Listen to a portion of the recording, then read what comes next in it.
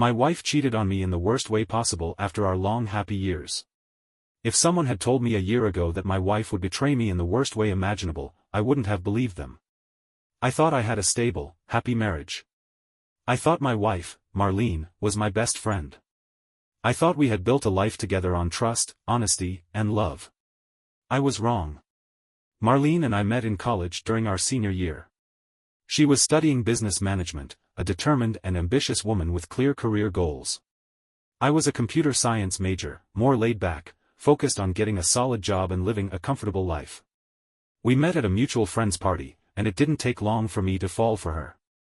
Marlene was everything I thought I wanted: intelligent, funny, beautiful. She had a presence about her, the kind of person who could command a room without even trying. And for some reason, she chose me. We shared similar values, or at least I thought we did. We talked about the future, about settling down and starting a family. It all felt right. After 3 years of dating, I proposed. It wasn't anything extravagant, just the two of us in a quiet park we loved, a private moment that felt perfect. She said yes, and a year later, we were married. For the first few years, life was good. We bought a house in a quiet suburban neighborhood, the kind where neighbors wave at each other and kids ride bikes up and down the street. It wasn't glamorous, but it was ours. We spent weekends going on road trips, binge-watching TV shows, and talking about the future. I thought we were happy. I thought we were solid. I thought Marlene was as committed to me as I was to her. But over time, things started to change. At first, it was small. Subtle. Marlene started working longer hours. She became more focused on her career, which I fully supported. I wanted her to succeed. But then she started going out more, spending nights at work events and networking dinners. She had always been social, but suddenly, she was coming home later and later, often tipsy, her perfume stronger than usual. She also became more invested in her appearance. Marlene had never been the type to obsess over fashion, but suddenly, she was buying expensive clothes, getting her hair done more frequently, and going to the gym almost every day. She claimed it was for her health, that she just wanted to feel better about herself. I didn't question it. I should have.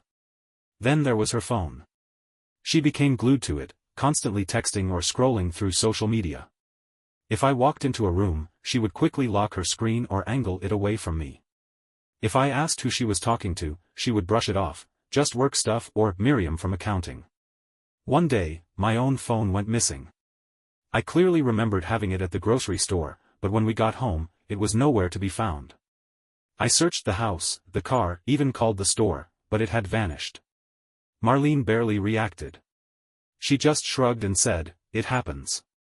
Just get a new one." When I mentioned reporting it as stolen, her reaction was odd. She got defensive, insisting it wasn't a big deal, that I should just replace it and move on. At the time, I thought she just didn't want to deal with the hassle. Now, I know better. The discovery. One night, Marlene went out for a supposed girls' night. I had been feeling uneasy for weeks, like something wasn't right, like there was a shadow over our marriage that I couldn't quite name. I told myself I was being paranoid, but that night, something pushed me to dig deeper. We had a shared desktop computer that we rarely used. Marlene had her laptop, I had mine, but we kept the desktop for occasional work or printing documents. I sat down at the desk, opened the computer, and started searching. I didn't even know what I was looking for. Then, I found a folder hidden deep in the system, buried under layers of random files. It had a string of numbers as its name, something that wouldn't catch the eye unless you were looking for it. When I opened it, my world collapsed. Inside, there were messages. Screenshots. Plans. Between Marlene and a man named Grant. Her high school ex. The messages weren't explicit, but they didn't need to be. They reminisced about old times, joked about their chemistry, and made plans to meet up. I kept scrolling, my stomach twisting into knots. Then, I saw the conversations between Marlene and her best friend, Hannah. And that's when I realized this wasn't just an affair. It was a setup. They were planning to frame me for cheating. The missing phone? That was part of it. Hannah and Marlene had concocted a plan to stage evidence that I was being unfaithful. They were going to plant fake texts, use my phone to message another woman, and manipulate the situation so Marlene could leave me without guilt. So she could go back to Grant. So I would be the bad guy. I sat there, staring at the screen, my hands shaking. My wife, the woman I had loved and trusted for years, was plotting to destroy me. For what?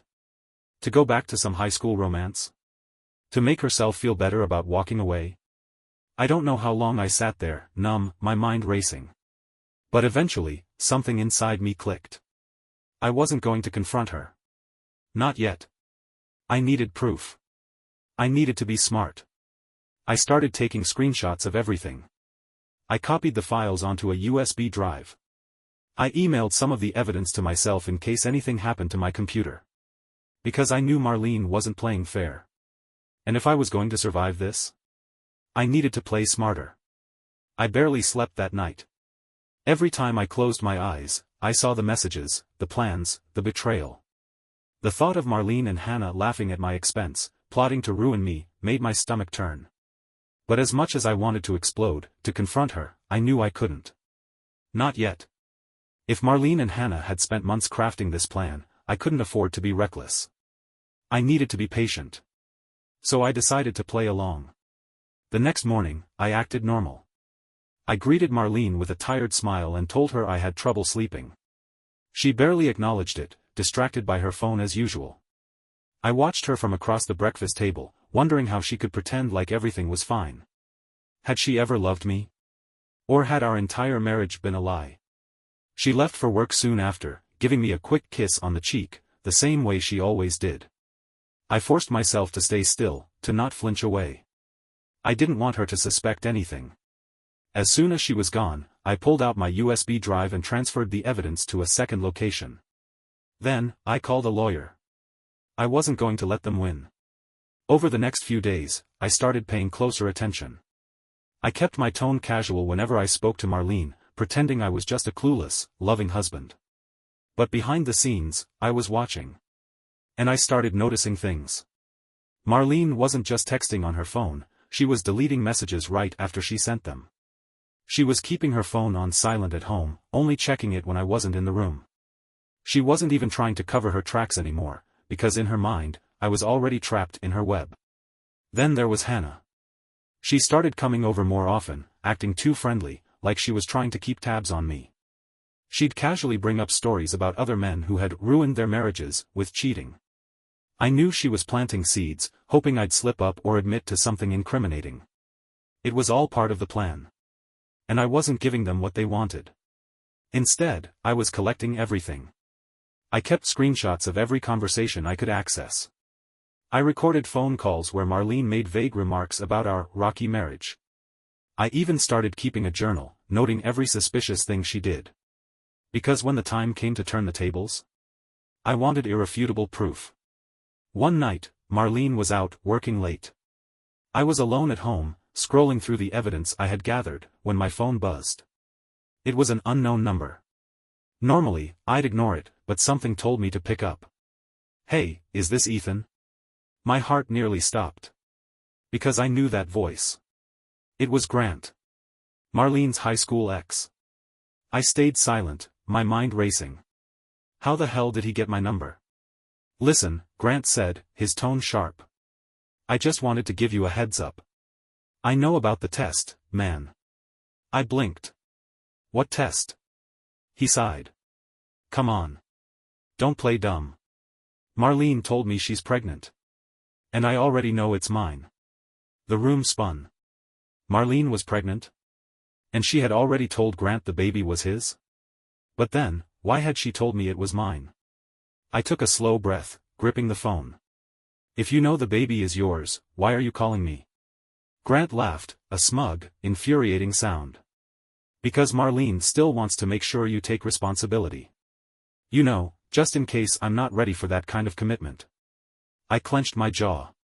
So let me get this straight, she's been seeing you behind my back, she's pregnant with your kid, but she's planning to pin it on me? More or less, he said casually. Look, man, I'm not trying to start drama. I just figured I'd be upfront. She's been telling me one thing and telling you another, so I thought I'd clear the air. I wanted to throw my phone across the room. Instead, I forced my voice to stay even. Why would you tell me all this? Why not just let her follow through with the plan? Grant hesitated. Then, in a quieter voice, he said, because I don't trust her either. And I don't like being played. Well. At least we had that in common. As soon as I hung up, I knew what I had to do. The missing phone. The staged cheating plan. The pregnancy lie. Everything clicked into place. Marlene wasn't just trying to frame me for cheating, she was trapping me into fatherhood. She wanted me to believe I was the father so I wouldn't fight the divorce. So I'd sign everything over without question, thinking I was doing the right thing. It was never about love. It was about control. I felt like an idiot for not seeing it sooner. But now, it was my turn to play the game. The next few days were crucial. I went about my normal routine, pretending I didn't know anything. I let Marlene believe she had me wrapped around her finger. But behind the scenes, I was making my final moves. First, I met with my lawyer. I presented all the evidence, the screenshots, the recordings, everything I had gathered over the past few weeks. Then, I scheduled a paternity test. When I told Marlene, she reacted exactly how I expected. She burst into tears. She accused me of not trusting her, of hurting her, by questioning the baby's paternity. She played the victim so perfectly, I almost admired her performance. But I wasn't falling for it. Because now, I had the upper hand. Marlene had spent months setting the perfect trap for me. But she had no idea that I had just set one for her. The night before the paternity test, I barely slept. Not because I was nervous, I already knew what the results would say. I just kept thinking about all the lies. How long had Marlene been planning this? Had our entire marriage just been a stepping stone for her, leading up to this moment? Or had she once loved me before deciding that I was disposable? No matter how many times I went over it, I couldn't make sense of it. And at this point, I didn't care. I just wanted this to be over. The morning of the test, Marlene was suspiciously affectionate. She made breakfast, something she hadn't done in months. She kissed my cheek. She told me she loved me. It was pathetic. I knew she was trying to get inside my head. Trying to guilt me into backing down. So I played along, smiling and nodding, pretending I was still the clueless, loving husband she thought I was. But when I left for the clinic, I didn't miss the way she was gripping her phone so tightly her knuckles turned white. She was scared. Marlene and I arrived at the clinic together, but she barely spoke during the drive. She had finally figured out that I wasn't playing along anymore. I could feel the tension radiating off of her as we walked into the building. She kept fidgeting, glancing at me, probably hoping for a last-minute change of heart. But I wasn't giving her a single inch. The test itself was quick. A simple cheek swab for me, and a blood sample from Marlene. She still tried to play the role of the hurt wife, casting sad glances my way, sighing dramatically. But she could tell it wasn't working. Because I was done with her games. As we left the clinic, I turned to her and said, "We'll have the results soon. After that, we'll discuss the divorce." Marlene's face dropped. She hadn't expected me to be so blunt. She opened her mouth like she wanted to argue, but then she closed it again. Because for the first time, she realized she had already lost.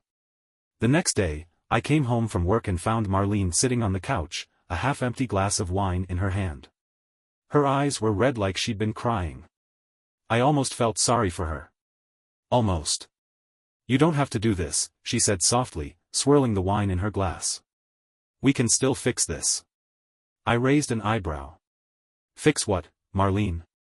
She gave a fragile little laugh, as if we were having a casual conversation.